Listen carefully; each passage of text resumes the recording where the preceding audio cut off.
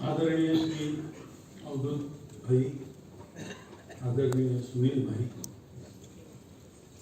मेरे सामने उपस्थित सभी इस परिसंवाद में विषय रखने के लिए आए हुए सभी सम्माननीय वक्तागण, उपस्थित प्रबुद्ध जन, माता भगिनी और संघ के अधिकारी।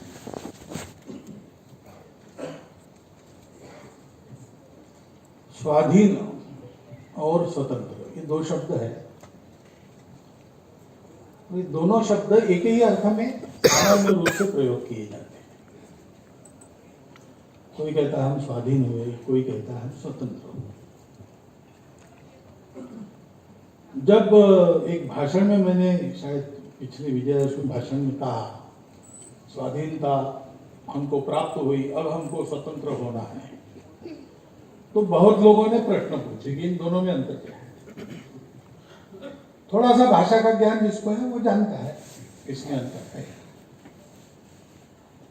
परंतु भाषा शास्त्र की दृष्टि से अधीनता और तंत्र ये दो विषय मालूम होने के बाद भी जब हम भारत के नागरिक के नाते, भारत माता के पुत्र के नाते भारत की स्वाधीनता और भारत की स्वतंत्रता, इन दोनों को एक क्रमिक विकास की दो सीढ़ियां मानकर विचार करते हैं तो बहुत सी बातें और अधिक स्पष्ट होनी पड़ती है, जो दुर्भाग्य से आज भारत में सबके मन में स्पष्ट नहीं है। वो स्पष्टता धीरे धीरे सबके बुद्धि में, मन में उतर रही है, लेकिन वो प्रक्रिया अभी पूरी नहीं हुई। और इसका एक मुख्य कारण है कि किसी कारण हम उसको भूल गए। क्यों भूल गए पता नहीं। लोग कहते हैं अंग्रेजों ने भुला दिया। अंग्रेजों ने उस विस्मरण को और गहरा करने का काम तो जरूर किया, लेकिन ये किसी का किया हुआ नहीं है, हमारा ही किया हुआ या हम में हुआ है। पहले विस्मरण हुआ, बाद में फिर एक अधःपतन की मालिका चली और उसका लाभ हमारे देश पर चिरकाल तक राज्य करना इच्छा करने वाले सभी ने लिया। उसमें सबसे कुटिल अंग्रेज थे। उन्होंने हमारे दिमाग को, मन को ही बदल दिया और उसके लिए जो तत्व का विस्मरण हो गया तो भी तत्व के परिणाम स्वरूप जो रूप दिखता था, जो नाम दिखता था सामने, उस पर ही उन्होंने पर्दा डाल दिया। और ऐसा पर्दा डाल दिया कि ये पर्दा है, यही हमको उन्होंने बुला दिया, यही पद्धति है, ये पर्दा नहीं है, ऐसा ही है, ऐसा मानकर आज भी हम चलते हैं। और इसलिए जहां प्रमाण की आवश्यकता नहीं वहां हम प्रमाण मानते। महाभारत हुआ कि नहीं प्रमाण चाहिए लोगों को, रामायण हुआ कि नहीं प्रमाण चाहिए लोगों को। प्रमाण की कोई, रामायण की घटना तो आज की गणना के अनुसार भी लिया तो भी 8000 साल पहले की और महाभारत 5000 साल पहले। तो दुनिया में कोई अत्याधुनिक विज्ञान संपन्न देश है जो 5000 साल पूर्व की घटना के निश्चित प्रमाण दे सकता है शास्त्र के अनुसार? इतने लंबे कालखंड का कार्बन डेटिंग भी एक्यूरेट नहीं होता, ये शास्त्र कहता है। लेकिन हम कहते प्रमाण। और ऐसी जो पुरानी बातें, उसमें सारी दुनिया में लोक परंपरा को प्रमाण माना जाता है। हम अपनी लोक परंपरा को नहीं मानते। ये जो हमारी बुद्धि का पूर्णतः परतंत्रीकरण हो गया, उससे अलग हुए बिना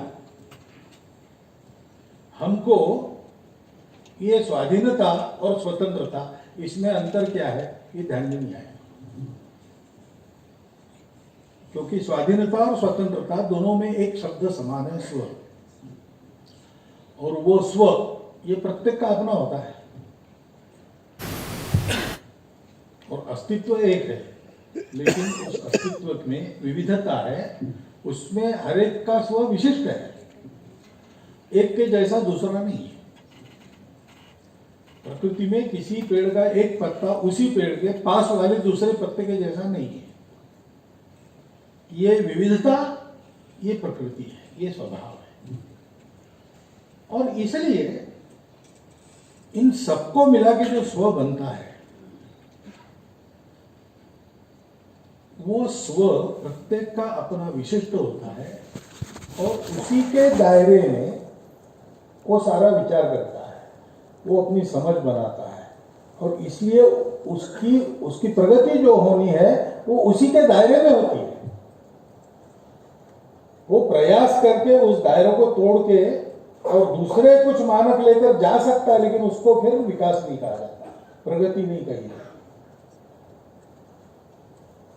लोग टिकट निकालकर पैसे देकर तमाशा देखने जाते हैं। सर्कस में क्या है भाई? नहीं, वहां एक बंदर साइकिल चलाता है और हाथी फुटबॉल खेलता है। तो मनुष्य श्रेष्ठ प्राणी, मनुष्य जैसा साइकिल चलाना श्रेष्ठ काम है, वो मनुष्यों के लिए है, बंदर के लिए। बंदर साइकिल चलाए ये चमत्कार है, ये विकास नहीं है। शेर बकरी के साथ खाना खाए ये तमाशा है, ये शेर का विकास नहीं है। क्योंकि विकास अपने प्रकृति के अनुसार होता है, विकास अपने स्व के दायरे में होता है। स्व जो अपनी प्रकृति तय करता है, वही स्व अपनी आकांक्षा तय करता है, वही स्व अपना गंतव्य तय करता है। और गंतव्य और आकांक्षा उस स्व के परिमाण में पाने से ही मनुष्य को सुख लाभ होता है, मनुष्य को समाधान प्राप्त होता है। सारी दुनिया की सारी जो भागदौड़ है, सृष्टि के आदि से लेकर अभी तक और आगे प्रलय तक, ये सारा सृष्टि व्यापार चलेगा, किस लिए चलेगा? सुख के लिए चलेगा। ये तो सर्वत्र मान्य है, क्योंकि वो है, दिखता ही है, सत्य है। प्रत्येक वस्तु सुख के लिए जाती है, लेकिन ये सुख क्या है, इसकी कल्पना भी स्व तय करता है। और इसलिए हम देखते हैं कि अब हम अधीन अपने हो गए। हम जिसको तय करते हैं वो इस देश का कारोबार चलाने वाला बनता है। अब अंग्रेज जिसको तय करता है वो इस देश का कारोबार नहीं चलाता, मुगल जिसको तय करते हैं वो इस देश का सूबेदार नहीं बनता। हम यहाँ के लोग, परंपरा से यहाँ बसने वाले लोग, हम मिलकर तय करते हैं। हमने एक तरीका प्रजातंत्र का लिया है, उसके आधार पर चुनाव करते हैं, जो चुन के आते हैं वो राज्य करते हैं। 5 साल के लिए उनको चुना है, 5 साल पक्का है, उसके बाद फिर से आए तो करेंगे, नहीं तो हटेंगे। ये किसकी इच्छा से होता है? ये हमारी इच्छा से होता है। 15 अगस्त 1947 को स्वातंत्र्य की इच्छा करने वाले जनपद को, उसके एक अंश को, उसके भूमि के एक बड़े अंश में ये स्वाधीनता मिली। अब स्व को न समझे तो यहीं से विचार का अंतर शुरू होता है। जैसे वर्णन करते समय लोग कहते हैं 15 अगस्त 1947 को भारत स्वतंत्र हो गया, पाकिस्तान भी स्वतंत्र हो गया। अब ये वर्णन स्व की दृष्टि से विचार करेंगे तो गलत वर्णन है। 15 अगस्त 1947 को आज जिसको भारत कहते हैं वो भूभाग स्वतंत्र हुआ, ये बात बिल्कुल ठीक है, स्वाधीन हो गया, ये बात बिल्कुल ठीक है। लेकिन पाकिस्तान में जो लोग रहते थे, जो वो भूभाग था, उसमें गुलाम बनाने वाले बदल गए, वो स्वतंत्र नहीं हुआ। इसलिए गुलामी में जो जो दुख भोगने पड़ते वो आज भी भोग रहा है। क्योंकि किसके हाथ में सत्ता की बागडोर, इसका तफसील बदल गया, परंतु स्व के अधीन देश का भविष्य नहीं हुआ। इसलिए वो स्वाधीनता भी नहीं है वहां। स्वाधीनता कहना उसको ये भी गलत है। भारत स्वाधीन हो गया, लेकिन भारत के लोगों ने अपने स्व को समझकर उस स्वाधीनता का उपयोग करते हुए अपने आप को स्व में पूर्ण अधिष्ठित करना, ये प्रक्रिया का वो प्रारंभ था। वो प्रक्रिया हम जैसी चलाएंगे, जितनी चलाएंगे, उतना अधिक हम स्वतंत्रता पाएंगे। उदाहरणार्थ, मोटा स्थूल विचार करते हैं तो हम स्वतंत्र हो गए। लेकिन आप डॉक्टर अंबेडकर साहब का भाषण पढ़ेंगे, उसके बाद जो संविधान दिया उन्होंने, तो उन्होंने कहा है कि संविधान में आर्थिक और राजनीतिक स्वतंत्रता के प्रावधान तो हमने कर दिए, लेकिन अभी सामाजिक स्वतंत्रता नहीं आई है। अब अंग्रेज तो चला गया है, तंत्र तो अब हमारे हाथ में है। फिर भी डॉक्टर अंबेडकर साहब कह रहे हैं कि अंग्रेज के जाने के बाद हमने स्वतंत्रता के प्रावधान किए, आर्थिक और राजनीतिक। यानी स्वाधीन हम उस समय हो गए जब अंग्रेज चला गया, लेकिन उसके बाद स्वतंत्र होने के लिए आर्थिक और राजनीतिक दृष्टि से हमको कुछ प्रावधान करने पड़े हैं। उनका अमल होगा ठीक से, तब हम आर्थिक और राजनीतिक दृष्टि से स्वतंत्र होंगे। और उन्होंने कहा कि ऐसे ही सामाजिक स्वतंत्रता के प्रावधान करना बाकी है, वो करेंगे, उसका प्रामाणिकता से आचरण होगा, तब हम स्वतंत्र होंगे। तो ये बात स्पष्ट है कि स्वाधीनता से स्वतंत्रता ये एक यात्रा है और वो करनी पड़ेगी,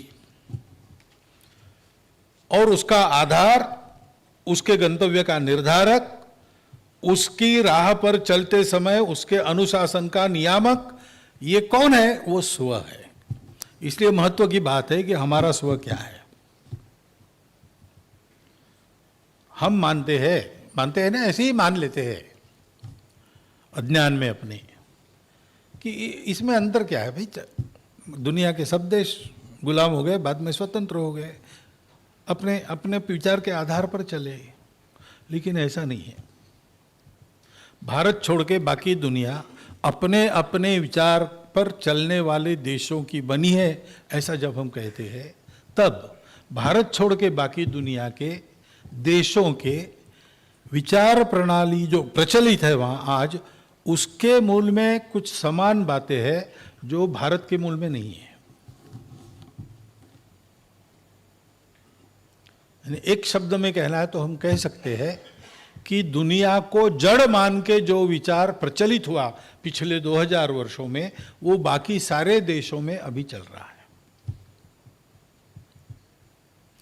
और दुनिया को चेतन मान के जो विचार था, जो आज प्रचलित नहीं है, वो हमारे स्व के मूल में है। इसलिए हमारी स्व की कुछ विशेषताएं हैं कि जो हम अपने स्व को स्थापित करने का विचार करेंगे, या अपने स्व के आधार पर कुछ आज के युगानुकूल गढ़ने का प्रयास करेंगे, तब जो ध्यान में रहनी चाहिए हमारी स्व की विशेषता, ऐसी कुछ है। वो क्या है? पहली बात है, सारी दुनिया ने विचार किया सुख के लिए दुनिया है।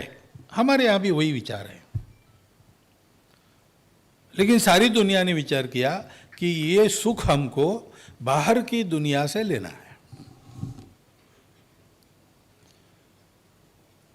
हम भी पहले पहले उनके जैसा ही विचार कर चुके हैं बहुत प्राचीन समय में। उसके आधार पर चलकर हम देख चुके हैं, और उस अनुभव के आधार पर हमने इस दिशा को बदला कि बाहर की वस्तुओं से सुख नहीं मिलता। अब इसकी प्रतीति दुनिया में भी है। Man does not live by bread alone, ये वाक्य भारतीय भाषा का नहीं है, अंग्रेजी भाषा का है, लेकिन वहां है और उद्धरित भी किया जाता है। तो उनको यह पता है कि भौतिक सुख की एक मर्यादा है, लेकिन वो मान के चलते हैं कि ये जड़ दुनिया में बस ये मर्यादा है, उसको आप कुछ नहीं कर सकते। जैसी दुनिया मिली है उसमें जियो। बाहर से सुख लेना है तो बाहर के साधन मर्यादित है और हमारी इच्छाएं अमर्यादित है। Means are limited, ends are endless. तो स्वाभाविक है कि इतने सारे लोगों को सुख पाना है तो स्पर्धा होगी। तो स्पर्धा होगी तो आपको सबल होना पड़ेगा। सबल है तो आपको सुख मिलेगा, आप टिकोगे, नहीं तो आपको एक दिन मरना पड़ेगा। ये दुनिया का नियम है। उसके अनुसार चलना है, उसको ध्यान में रखकर ही सारी बातें वहां की निर्धारित करते हैं। लेकिन कहीं पर यह भी ग्रे एरिया उनके लिए है कि ये एक हद तक है, उसके बाद नहीं। जैसे आज का विज्ञान बढ़ते बढ़ते बढ़ते हिग्स बोसान तक गया, वहां तक विज्ञान सत्य है, लेकिन उसके बाद भी बहुत कुछ है और वहां कुछ नहीं है हमारा, तो वो ग्रे एरिया है। वैसे इस मामले में भी दुनिया के विचार में ग्रे एरिया है, उसको कैसे भरना, तो स्वाभाविक ऐसे जब होता है कि वहां क्या है हमको पता नहीं, लेकिन वो है और हमको मालूम नहीं है, उसको साथ लेके चलना हो तो थोड़ी लीपा पोती कर देते हैं, ढक देते हैं उसको। वैसा उन्होंने जिन बातों से ढाका, जितना उनके पास आ सका या मिल सका, तो उसको वो कहते हैं ये स्पिरिचुअलिटी है। उसका कोई ठोस आधार है क्या? उसकी कुछ अनुभूति है क्या? आज जिस अनुभूति के आधार पर वो है ऐसा कहते हैं, वो अनुभूति आज है क्या उनके पास? नहीं है। इसमें मैं उनको कम नहीं कह रहा हूं, उनकी टीका टिप्पणी नहीं कर रहा, ये फैक्ट है, ऐसा हुआ है। हमारे यहां ऐसा नहीं हुआ। हमने अनुभव से जब ये पाया कि ये बाहर के सुख की मर्यादा है और बाहर के पदार्थों में सुख है, वास्तव में है नहीं, तो हमने अंदर देखना शुरू किया, हम रुके नहीं। यही बात है, वो जो छांदोग्योपनिषद में कथा है कि इंद्र और विरोचन वो गए, सुख की खोज में संतोष नहीं मिला, तो अपने अपने गुरु को पूछा क्या करना। उन्होंने ब्रह्मा जी के पास जाओ, आत्मविद्या उनके पास है, आत्मा प्राप्त करने के बाद कुछ भी प्राप्त करना शेष नहीं रहता, उसको जानने के बाद कोई कुछ भी जानने की चाह, अब मनुष्य पूर्ण समाधानी हो जाता। तो गए उनके पास और पूछा उन्होंने कि हमको आत्मा देखना है, आप बताइए कैसे देखना। तो ब्रह्मा जी ने पूछा कि कैसे देखते हो तुम लोग? बोले आंखों से देखते हैं। तो बोले नहीं, आंखें तो उपकरण है, आंखों में कोई देखने वाला बैठा है, उसको खोजो, वही आत्मा है। तो दोनों एक दूसरे के सामने खड़े हो गए, आंखों में आंखें डाल के देखा, तो कितना भी गहराई से देखेंगे, दूसरे के आंख में अपना प्रतिबिंब दिखता है और क्या दिखता है। तो उन्होंने मान लिया कि हम ही है, जो कुछ है आसमां पे है खुदा और जमी पे हम, बस अपनी शरीर मन बुद्धि को बड़ा करो, इसी को मानो, इसी के लिए सब कुछ करो, वही अंत है। निकले, लेकिन वो आत्मा अमर है, शाश्वत है वगैरह वगैरह। तो इंद्र ने देखा कि वैतरणी पार करते समय चप्पू चला रहे थे तो प्रतिबिंब अपना नष्ट होता है। तो बोले अगर यही आत्मा है तो ये तो नष्ट हो रहा है चप्पू चलाने से। वो विरोचन को कहा कि चलो भैया वापस, कुछ गड़बड़ है। तो विरोचन ने कहा गड़बड़ क्यों होगी? नहीं भाई, हम अब बहुत हो गया, बहुत खोजा हमने, आखिर ब्रह्मा जी ने भी वही कह दिया, तो अब हम कोई ज़्यादा परिश्रम नहीं करने वाले, हम इसी में रहेंगे। इंद्र वापस गया और पहेलियां बुझाई उससे ब्रह्मा जी ने, और अंत में उनको आत्मा मिल गया। ये कथा है। इसका मतलब क्या है कि मानव समाज का एक हिस्सा ऐसा था जो यहां रुक गया और दूसरा हिस्सा था वो रुका नहीं। उपनिषदों में भी ऐसा वचन है कि कभी किसी एक मुनि को बुद्धि हुई, अंदर झांक के देखे, तब अध्यात्म का जन्म हुआ। ये अध्यात्म अपने स्व का मूल आधार है। अध्यात्म यानी आत्मा पर आधारित। ये आत्मा क्या है? वो अस्तित्व का जो चैतन्य है वो सब में होता है, वो एक ही है वास्तव में, लेकिन विविध नाम रूपों में जब वो देखते हैं तो उसको आत्मा कहते हैं।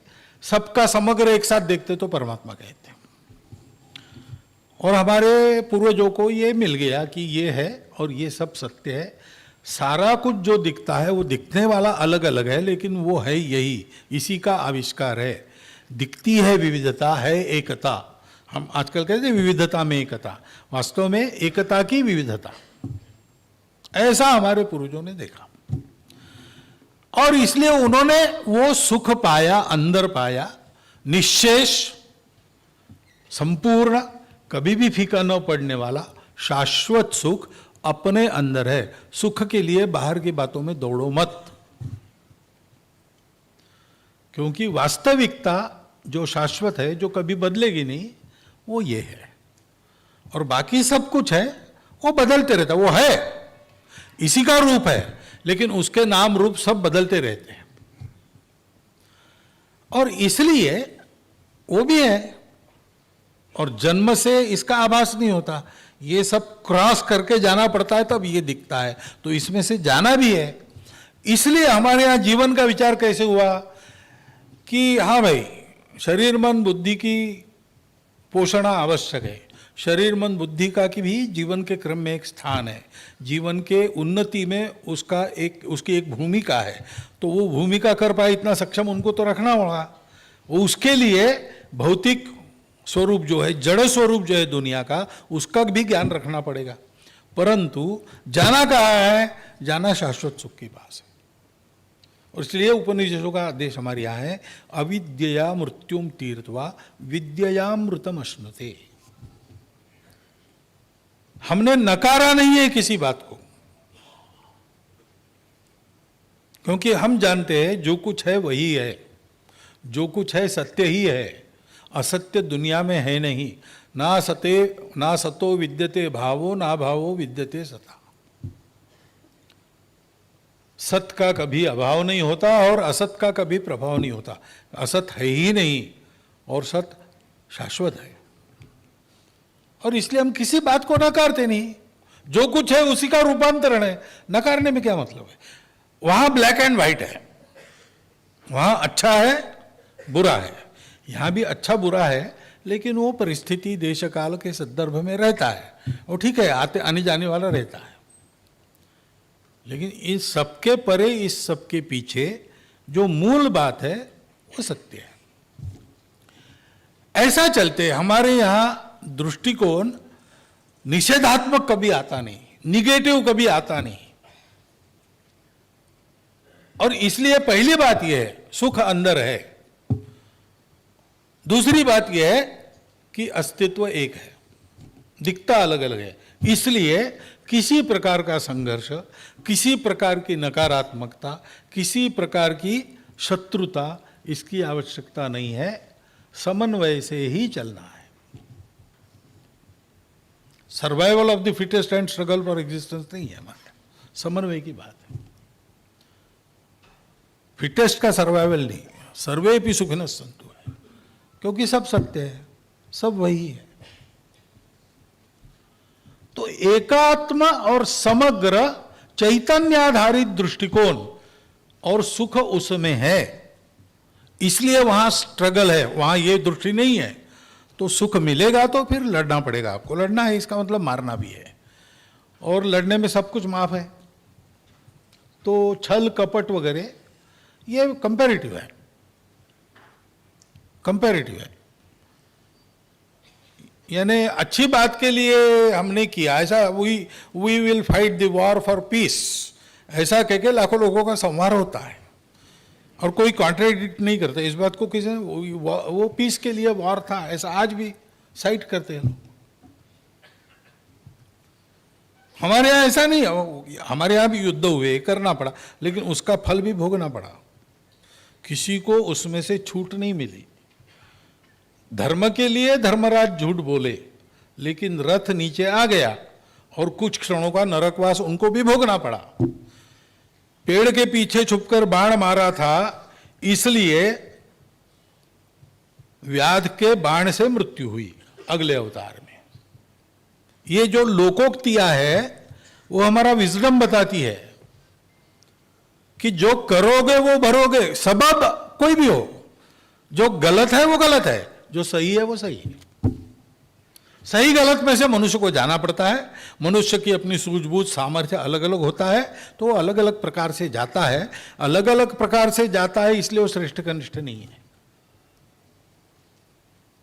और उसने ऐसा किया इसलिए मैं भी ऐसा करता हूं, ये गलत है। हमेशा सत्य पर तोलकर ही बात करनी चाहिए। सही गलत तो समय तय करता है।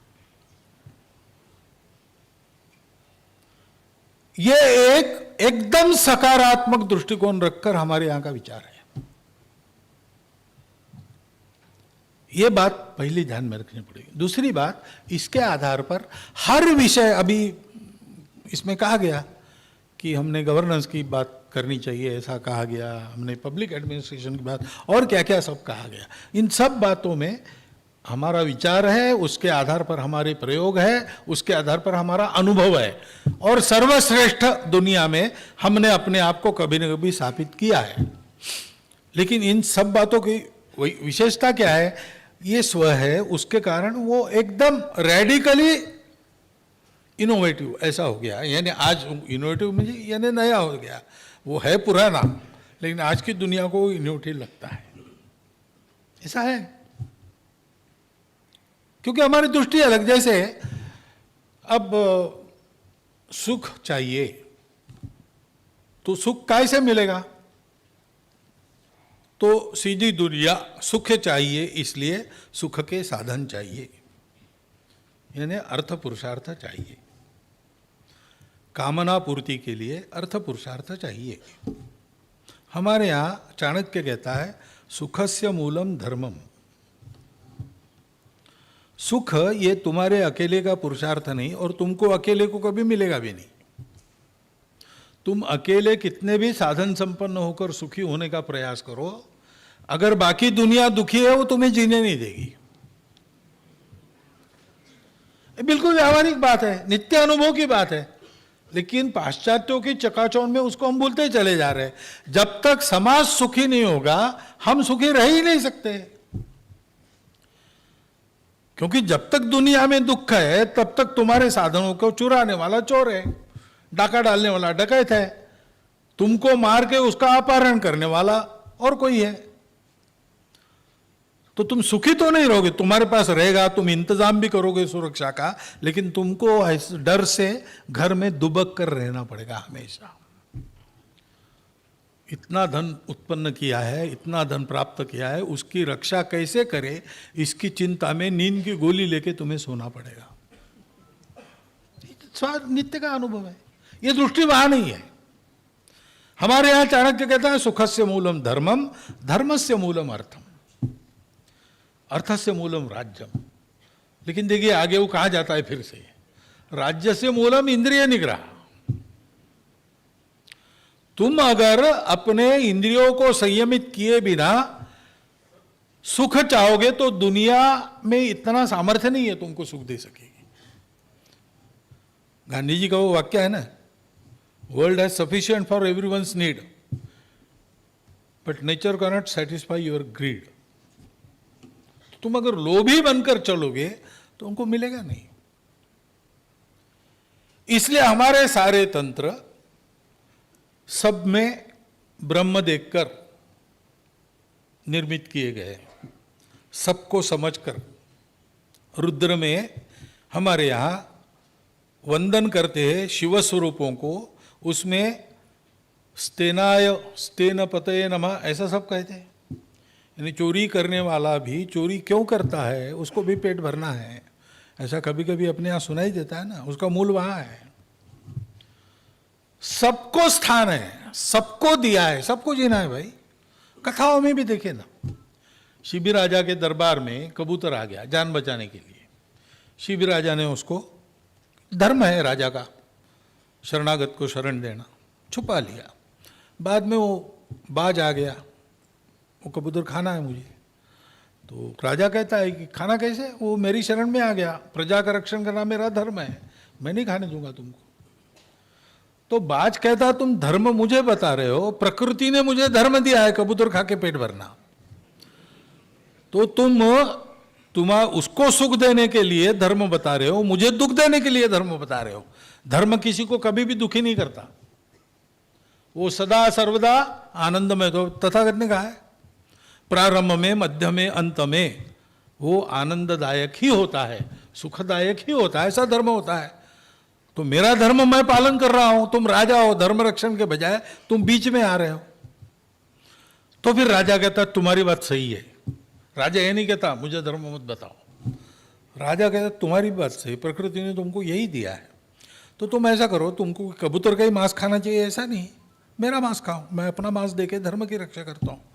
उसको भी शरण मिल गई, तुमको भी अन्न मिल गया, मेरा कर्तव्य पूरा हो गया। तीनों के धर्म की रक्षा है, मेरा मांस ले लो। हमारा दृष्टिकोण कैसा है, यह बताने की बात है। सबके सुख का दृष्टिकोण,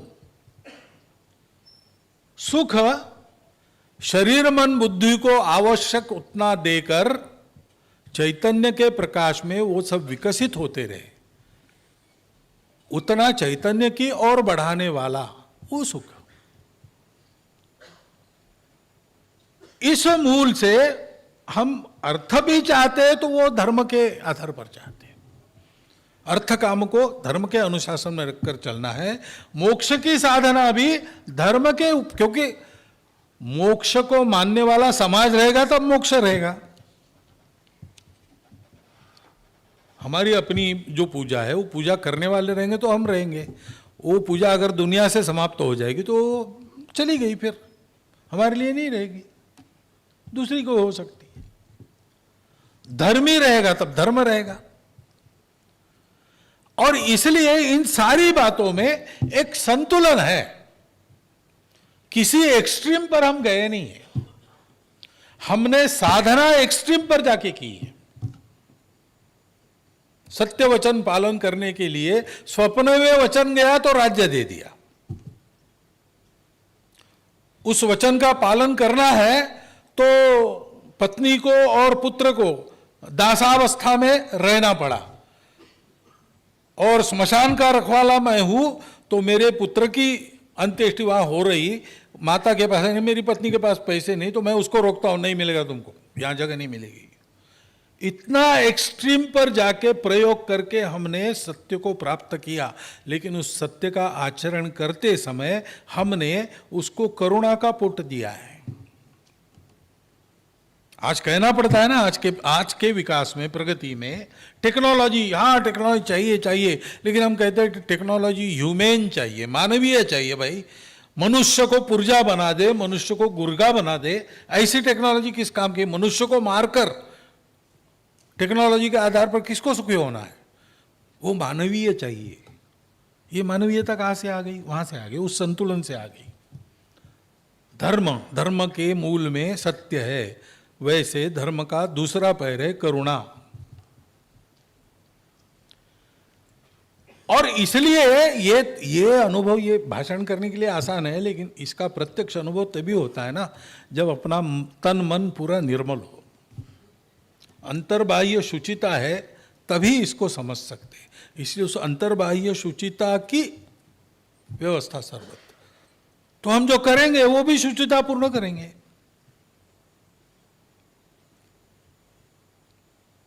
यानी हम लड़ेंगे तो हम कैसा लड़ते हैं? हम धर्म युद्ध लड़ते हैं। है एक बात का निर्णय नहीं हो रहा और निर्णय शक्ति की सिवाय करने वाला दूसरा साधन अब नहीं है, तो तुम्हारा पक्ष तुम्हारी शक्ति, मेरा पक्ष मेरी शक्ति, हम शक्ति आजमाएंगे। लेकिन युद्ध धर्म के निर्णय के लिए है, समाज के विध्वंस के लिए नहीं है। तो क्या करते हैं? कौरव पांडव युद्ध के पहले मैदान का रेखांकन करते, जैसे विजयादशमी का उत्सव है कोई। भीष्म के नेतृत्व में मैदान का रेखांकन हुआ, पांडव किस तरफ रहेंगे, दोनों ने मिलकर तय किया है। मैदान ऐसा चुना जहां कोई बस्ती नहीं थी, जंगल था उस समय, क्योंकि युद्ध हम कर रहे।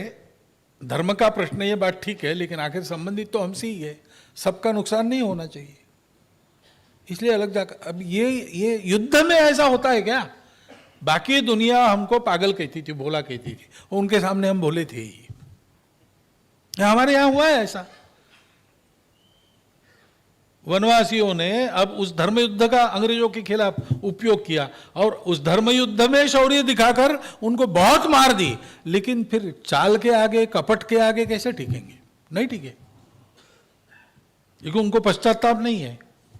हमने धर्म युद्ध किया, उसमें गौरव है उनको। हमारे यहां पर उस शुचिता की दृष्टि से सारी बातों को हम देखते हैं। चीनी मिलों से शराब बनाने के कारण आय बढ़ती है तो शराबबंदी हटाओ, ऐसी युक्तिवाद होते। ये हमारी दृष्टि नहीं है। लोगों को शराब का व्यसन बनाकर न व्यक्ति की आय बढ़े न राष्ट्र की आय बढ़े। ऐसा अगर इसको अगर मान्यता देंगे तो चोरी स्मगलिंग करने में भी क्या बुराई है, किसी को मारकर उसकी संपत्ति को हथियाने में क्या बुराई है। धर्म अर्थ की उपासना, ये अर्थ काम की उपासना क्यों है? अविद्या मृत्युम तीर्थवा विद्यामृतम अश्नुति, इसके लिए है। और इसलिए उसमें एथिक्स है, शुद्धता है, शुचिता है। और चौथी बात है, धर्म का चौथा पैर जिसको कहते, ये करने के लिए तपस्या करनी पड़ती है। शॉर्टकट से कुछ नहीं। व्रत पालन करो, नियम का पालन करो, वैसी तपस्या करो, तपस्या से प्राप्त करो। बिना तपस्या से कुछ नहीं मिलेगा। ये सत्य के आधार पर ये चार पहलों वाला धर्म हमारी सब व्यवस्थाओं का मूल है। इसको ध्यान में रखना पड़ेगा। व्यवस्थाओं का विचार करते युगानुकूल, तो हमने स्वतंत्रता प्राप्त की किस लिए? जवाहरलाल जी ऐसा कहेंगे क्या जैसा मैं अभी कह रहा हूं? उन्होंने नहीं कहा है। सरदार वल्लभ भाई पटेल ने ऐसा कहा है क्या? उस समय तो उन्होंने नहीं कहा है। गांधी जी ने थोड़ा बहुत कहा है। लेकिन इन सब लोगों ने जो संसद बनाई उसमें कौन सा बोध वाक्य है? इन सब लोगों ने मिलकर जो संविधान बनाया, जो उसके तहत जो सुप्रीम कोर्ट बना, उसमें क्या लिखा है? सब जगह धर्म है। शब्दों में बोला होगा, नहीं बोला, शायद उनको लगा होगा कि इतना स्पष्ट बोलने का ये समय नहीं है, कुछ भी हो, या वास्तव में लगा होगा कि गलत बात है, दकियानुसी बात है, लेकिन जिस मिट्टी के बने थे वो मिट्टी बोल रही थी ना, वो मिट्टी वही करवाएगी उनसे जो उनके प्रकृति में। स्व को छोड़ के कुछ नहीं होता है, स्व को छोड़ के सर्कस या तमाशा होता है। और इसलिए आप देखेंगे अपने संविधान को भी, सारी बातों को भी, तो उसमें वही स्व झलकता है। उस स्व के आधार पर हर बात का हमको नया विचार करना पड़ेगा। हम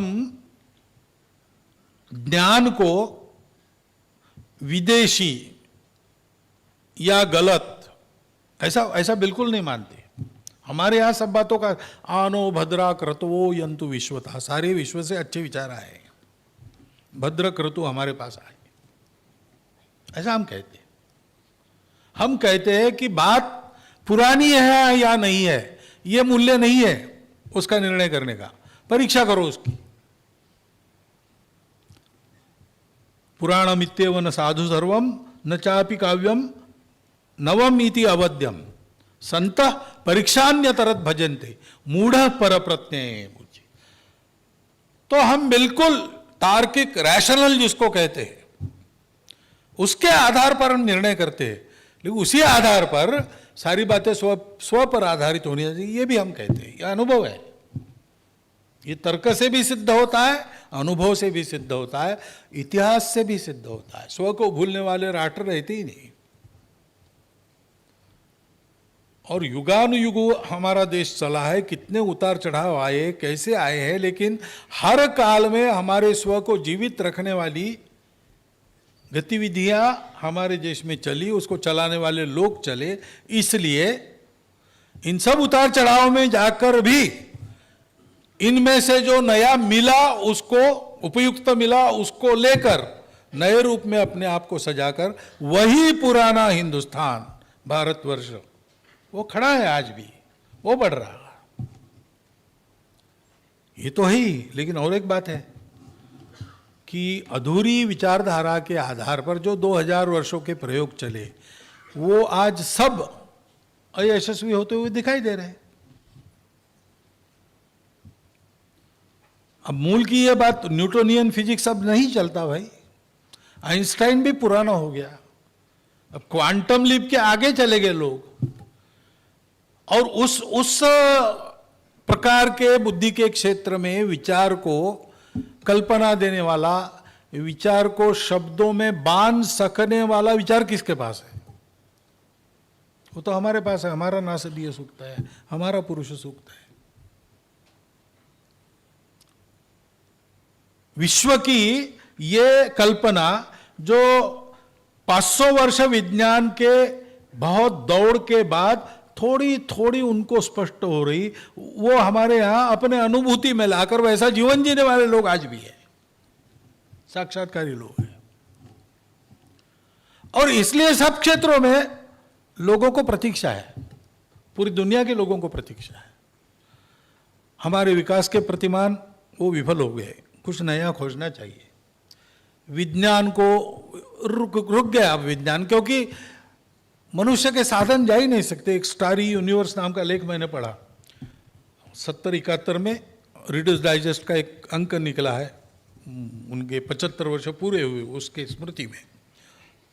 तो उसमें एक लेख था, द स्टारी यूनिवर्स। तो दुनिया हमने इतनी बड़ी खोज ली, अब तो कई लाखों प्रकाश वर्ष तक का हम अन्वेषण कर रहे हैं, लेकिन हमारी कठिनाई क्या है कि हमारा फिजिक्स वहां चलता नहीं। इतने लंबे अंतर पर प्रकाश सरल रेखा में जाता ऐसा नहीं है, वो धीरे धीरे धीरे वापस आता है मुड़ के। और इतना लंबा है, हमने देख भी लिया इतने लंबा, तो भी वो 20 लाख वर्षों में प्रकाश आया है, तो 20 लाख वर्ष पुराना हमको दिखता है। आज जो हम फोटो लेते हैं, एक सूर्य है जो पास में है, तो वो भी 8.5 मिनट पहले जैसा है वैसा हमको दिखता है, क्योंकि आज हम जिस प्रकाश से उसको देख रहे हैं वो 8.5 मिनट पहले वहां से चला है। तो इसलिए हमारे ये साधन, दूरबीन वगैरह वगैरह सारी बातें अब फेल हो गई, और छोटा छोटा छोटा करते इतना छोटा हमने कर दिया कि वो देखने को जाए तो बिगड़ जाता है। तो हम जो देखना चाह रहे थे वो कैसा था वो नहीं पता चलता, हमने देखना शुरू करने के बाद उसका क्या हो गया वो दिखता है। फिर वो ऊर्जा है कि कण है, हम अभी तय नहीं कर पा रहे, और इसको तय करने का कोई साथ, क्योंकि हमारा शरीर जा ही नहीं सकता ना। प्रकाश के वेग से ज्यादा जो चलेगा वो डिसइंटीग्रेट हो जाएगा, और ये सारी एरिया अब ऐसी हो गई कि इसमें उससे ज्यादा स्पीड आवश्यक है। तो क्या है, एक ही साधन है, मन। और उस लेख में उसने लिखा, वो अमेरिका का एक फिजिसिस्ट था प्रसिद्ध, कि अगर ये हमको करना है, मन का उपयोग कर सकते, क्योंकि ईएसपी वगैरह बातें अब विज्ञान को मालूम है, लेकिन इसको अगर ठीक से हमको समझना है तो हमको योग वासिष्ठ और पातंजलि योग सूत्र का अभ्यास करना पड़ेगा। ये नाम उसने दिए हैं। तो विज्ञान भी घूम के कहां आ रहा है, भारत के पास आ रहा है। सारी बातें घूमकर अब खोज रही है।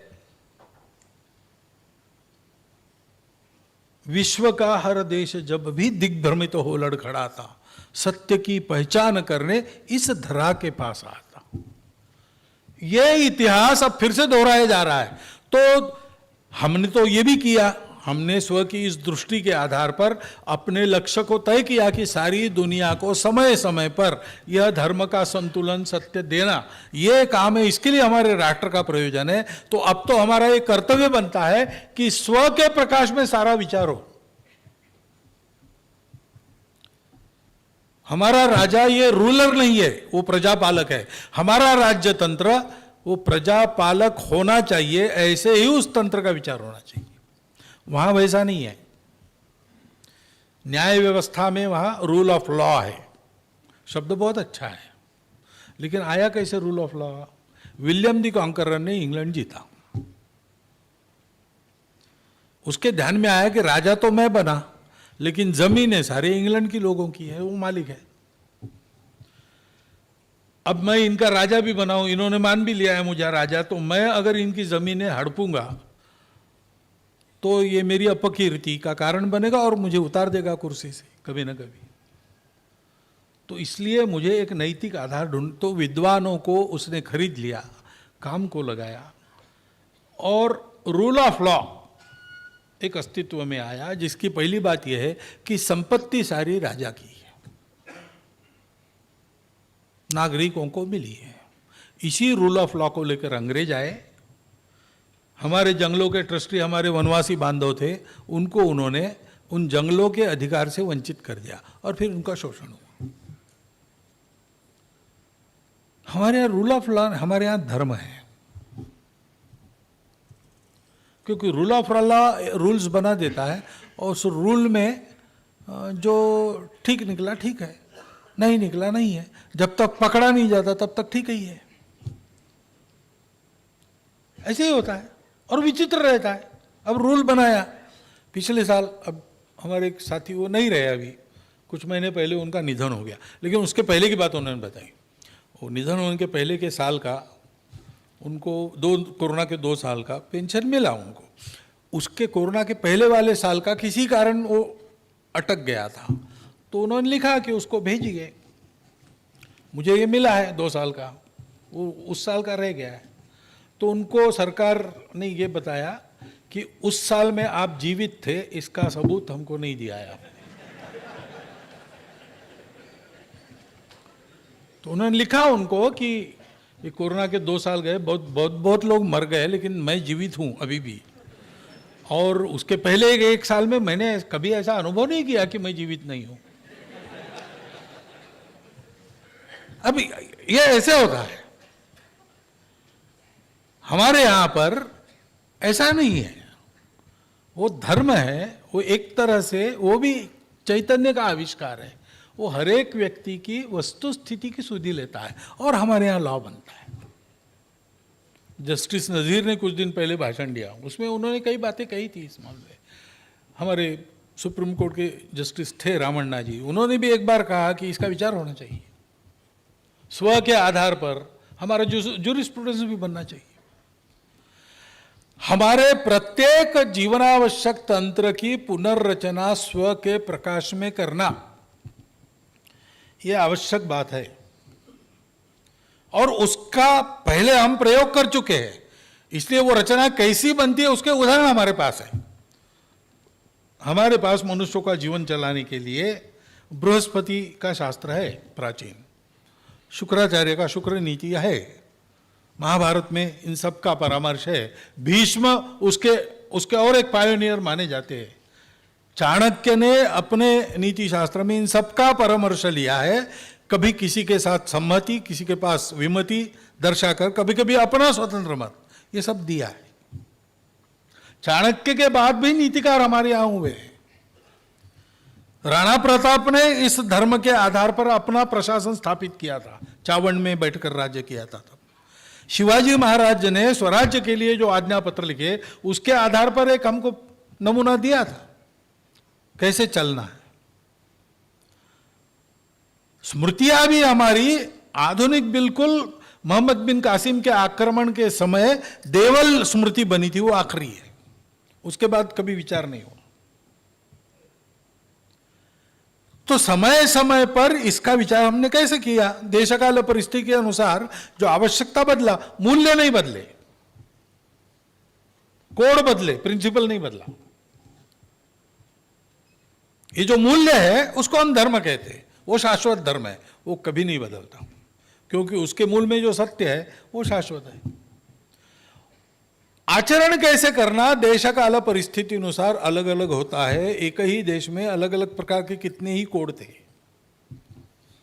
राज्य व्यवस्था ही साम्राज्य, भोज्य, स्वराज्य, वैराज्य, पारमेष्ठ राज्य, इतने प्रकार की थी।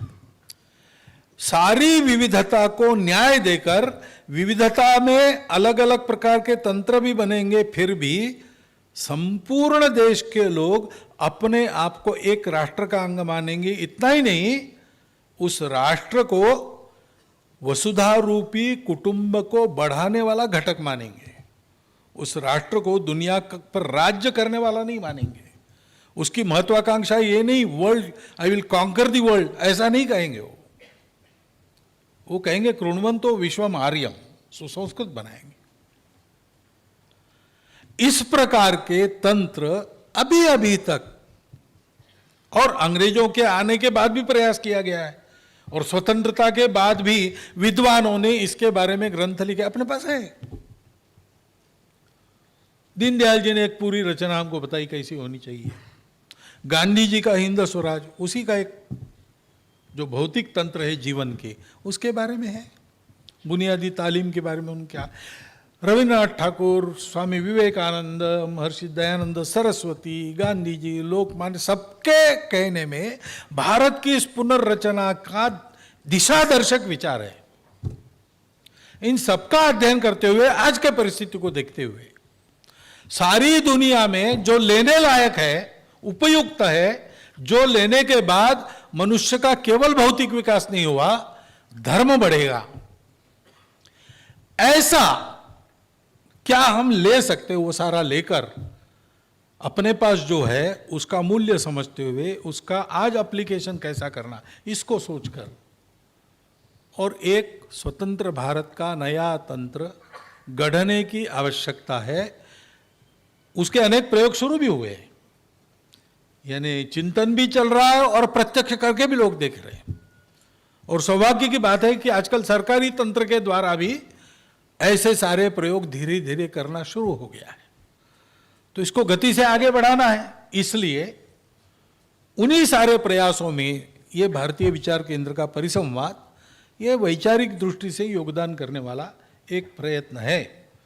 इसको हमको समझना चाहिए और स्व को ठीक से समझते हुए इस परिसंवाद में से इस प्रकार के तंत्रों की पुनर्रचना के नए नए विचार, नए नए यानी केवल नए ऐसा नहीं, उपयुक्त विचार कौन से हो सकते, इसके बारे में कुछ दिशा हमको देनी चाहिए। वो उसके लिए 1.5 दिन यहाँ बैठे हैं, आपका ये चिंतन सफल हो, दिग्दर्शक हो, उपयुक्त हो, ऐसी शुभकामना आपको देता हुआ मेरे 4 शब्द में समाप्त करूँ।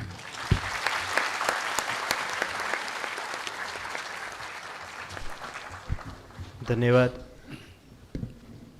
संपूर्ण दिन की यह शुरुआत है। शुरुआत कौन से स्तर से हुई है वो हम जानते हैं। हर बार हमें आपका पाथेय मिलता है, इस बार बीज भाषण। अब यह बीज भाषण का सत्र समाप्त करें उससे पहले भारतीय विचार मंच के मोबाइल एप्लीकेशन का हम आज लोकार्पण करेंगे। पूजनीय सरसंघचालक जी से मैं विनती करूंगा, आपके कर कमलों से यह बीवीएम के मोबाइल एप्लीकेशन का लोकार्पण रहेगा।